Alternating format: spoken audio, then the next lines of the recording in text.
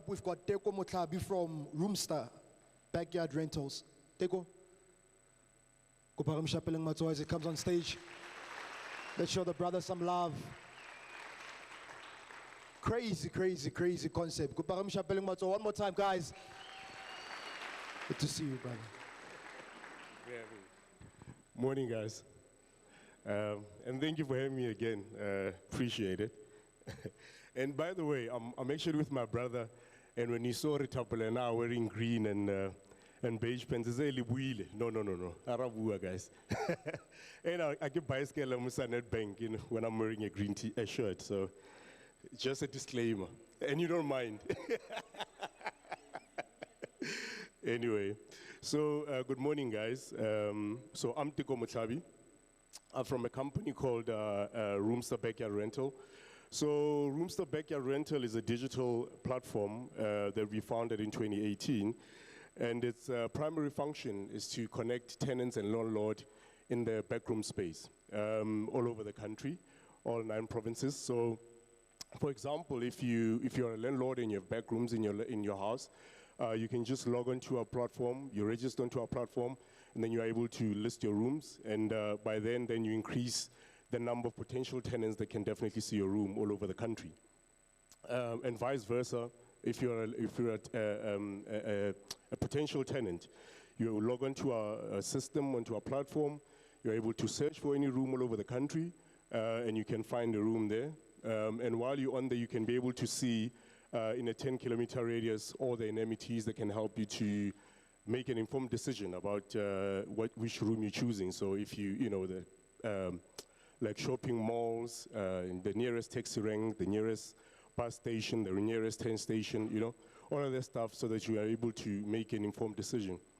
And on top of that, if you're a service provider around the backrooms, or rather around the property room space, if you're a painter, for example, if you're a furniture remover, for example, you are able to log onto our platform, register your services, and then people around can see you, and therefore then can connect with you. If you're a laundry service, all that stuff, you can be able to go into our platform, and you're able to, to find you, and then, they can be able to transact with you. So that's basically what Roomster is in a nutshell. It's a platform where you can connect, and we help tenants and landlords. But that's actually the primary use of Roomster. But the overall vision for Roomster is to really create this backroom market to get to its potential. The potential, I'm actually looking for a word, but the potential that it deserves, because our rooms and the backroom market don't really get the necessary attention and the flowers that it really deserves. So, we're trying to grow this market through our platform by becoming the data collectors. So we collect a lot of data from our platform, and then we can share it with all the, the data with all the stakeholders that are involved, from developers to micro lenders, to everybody else who's involved, to builders. So that's the primary, the main focus of Roomster as well, to grow this market to what it's supposed to be.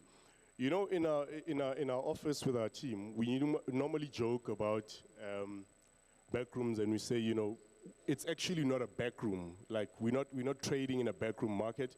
We're trading in a rental units asset market, because it's actually an asset, and that's what we need to look at it as. We've never looked at backrooms in the back, before as assets, and that's what we need to look at it. We need to look at this thing as an asset. And one of the reasons why we never look at the backroom market as an asset, as big as it is, because it's a 20 billion rand market annually. And one of the reasons we never look at it in that way is because most of it is not compliant. And because we just grow up, backroom, so-and-so lives in it, but we never look at the rental unit potential and the asset that we have, that we can trade with, that we can become. I meet so many people, because I'm in the property industry as well, and I meet so many people who say, look, I want to get into property, I want to be a mogul, But we start there, that's where we start. We have these assets. The barrier to entry is much more lower compared to if you want to buy a mall or whatever. So, it's compliance. Compliance is the biggest problem that hinders this market to not get to where it's supposed to go. And so we need to really get compliant. We need to encourage people to, when they build, they become compliant. They submit their plans, they use the right builders, and so forth.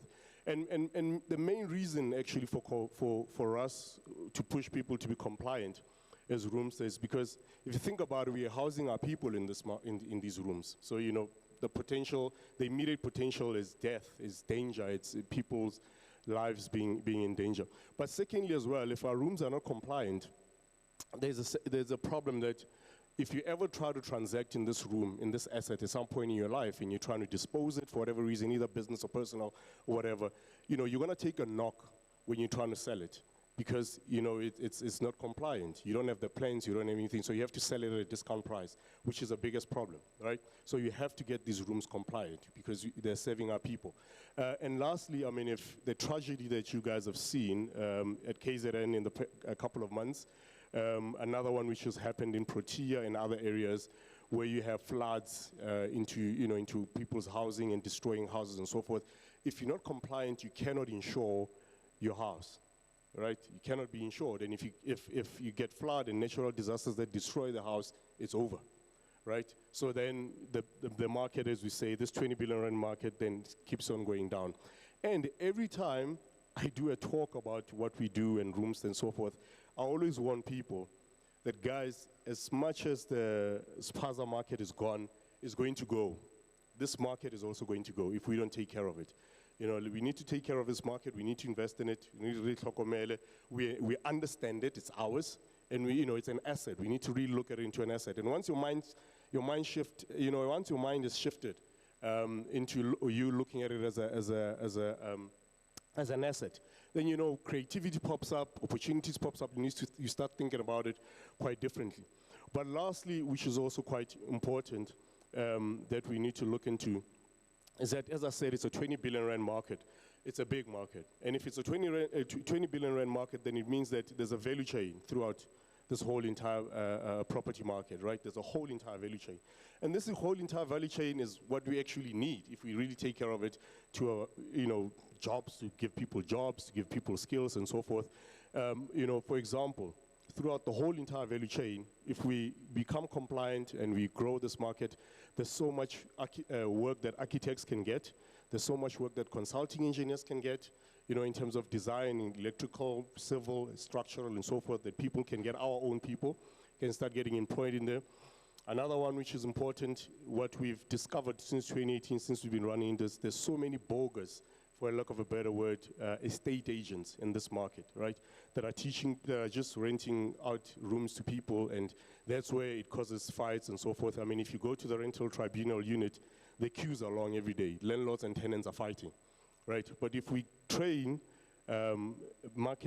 estate agents in the backroom space, in the township space, so that they know more about lease agreements, they know more about tenants' rights, landlord rights, and so forth, they're able to go and assist, and then we can grow the market and people can get jobs, right? And maintenance as well, project management is going to also grow. I was actually impressed the other day when I think one of my first times that I attended the tea session, there was these young gentlemen who were like 17, 18, who actually started a security company and a management company that actually in townships that look at people's homes. And I was really quite impressed, and we chat into those guys and we see how we can help them. But those markets are going to grow and those markets are going to come up. So it's up to you guys to look at this market, look at what you can do in this market and how you can jump in. Sales as well. There's going to be a lot of sales. It's going to be management, maintenance, and so forth. So it's a market that can really grow. It's a market that we can grow the value chain so that we as people from the township can really eat the fruits and enjoy the fruit of our labor. And so so that's Roomster in a nutshell and where we're trying to go. And then so please use Roomster, those who do have back rooms, and thank you for listening.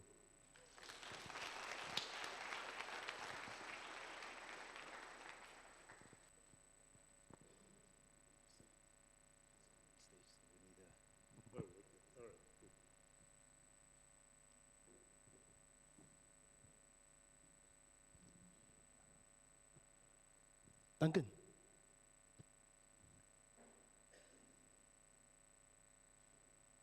One more time, thank you so much, my brother.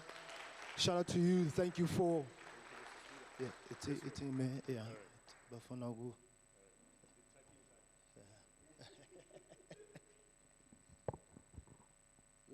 Love what you're doing. Love what you're doing. Muska. Cool. All right. Appreciate you. Thank you so much, my brother. Thank you for believing in us and believing in the vision.